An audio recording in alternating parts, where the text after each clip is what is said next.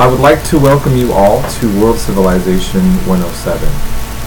And I put out this announcement right now on Memorial Day. And I just want to acknowledge that many of my students over the years have entered the military service, and many of you have been in the military or are going to be. And I just want to acknowledge the seriousness of this day, and for many that I've known, this is a very hard day in terms of remembering those who died in service to this country and this function.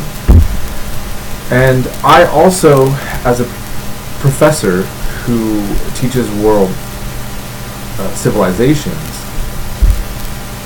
do a lot of engagement with students from other countries as well. And I've had many students that are refugees who lost loved ones in war. In the United States of America, other than the relatively few instances, not to be marginalized, but I mean in reality we've had relatively little terrorism, and may that be the case. When you talk about you going through the years, most of us, if we know somebody who's died in war, it's been somebody who has volunteered to serve in the capacity to fight in a war. For many people in other countries, it's not the choice for anyone. Syria, for example, Iraq, Afghanistan, in Palestine, and many other places. So I just want to acknowledge that this is a serious and thoughtful day, and that we should honor those, and also we should really take in the breadth of what so many go through in this world and what today really means. Having said that, I have a lot of passion about the subject that we're teaching, because I feel like during times like these that people see so much turmoil going on. Ultimately, what a lot of American students struggle with is trying to even comprehend what the hell is going on with the world. And I have to say that by talking to many of my students that are from overseas, rather they may be exchange students temporarily here, or now they're citizens. Like I said, some have been refugees. There's kind of I think a justifiable annoyance of the fact that we Americans have such a little comprehension of world history and what's going on in the rest of the globe, and trying to understand why things are taking place the way that they are. We are literally the world's last superpower in terms of having an enormous military presence on the globe. Now, some debate that that's justifiable, others don't, and that even comes from voices within the military. But what can't be disputed is that Americans, while we are one of the world's largest military presences in the world, the American population doesn't know anything about the world in which this presence exists within. And we just don't. So I'm excited to give you a chance to start being exposed to this history. Now, what frustrates me about this particular course is that we're basically in a cram course for the summer. So we are doing on average 3 chapters a day. A week.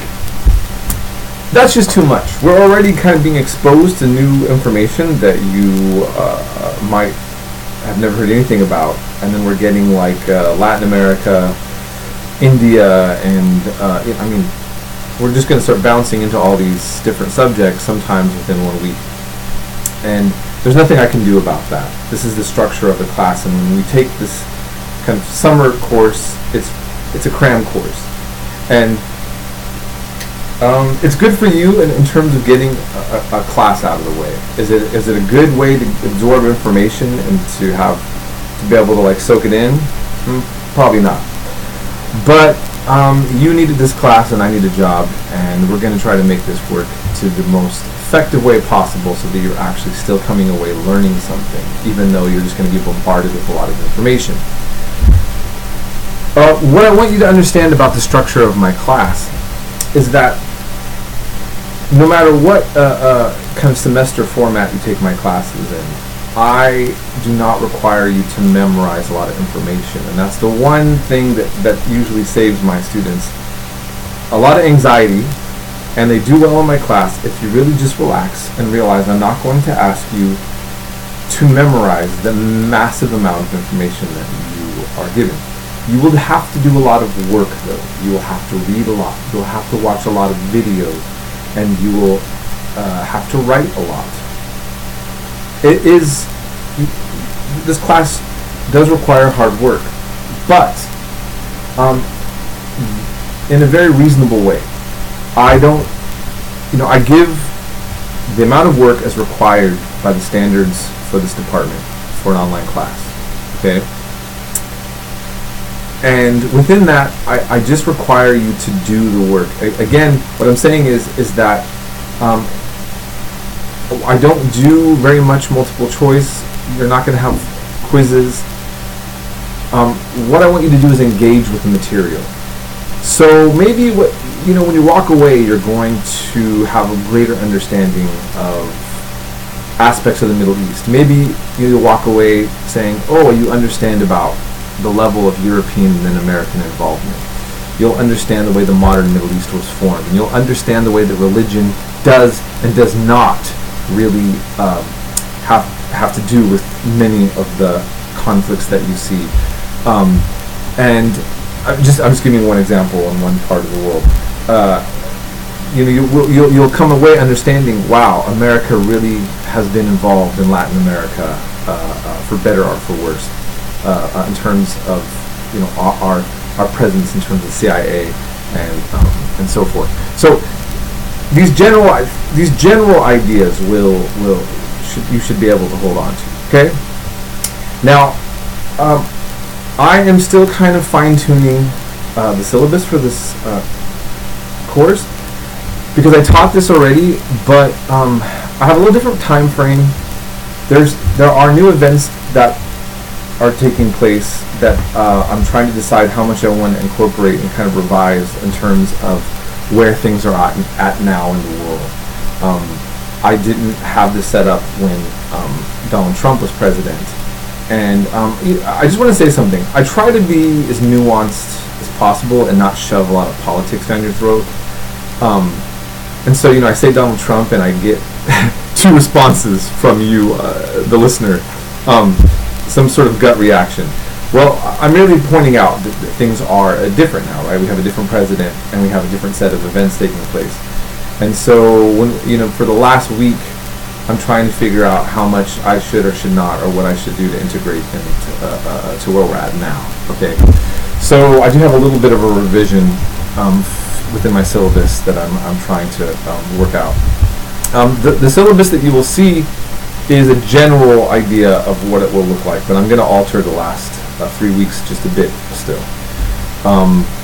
And so this is all I have to say for now. Please feel free to contact me if you have any questions. Oh, on the textbook, there's always some sort of little bit of a textbook problem. I got to resolve some things this week and find out if my history lab is going to be able to come with the textbook or not.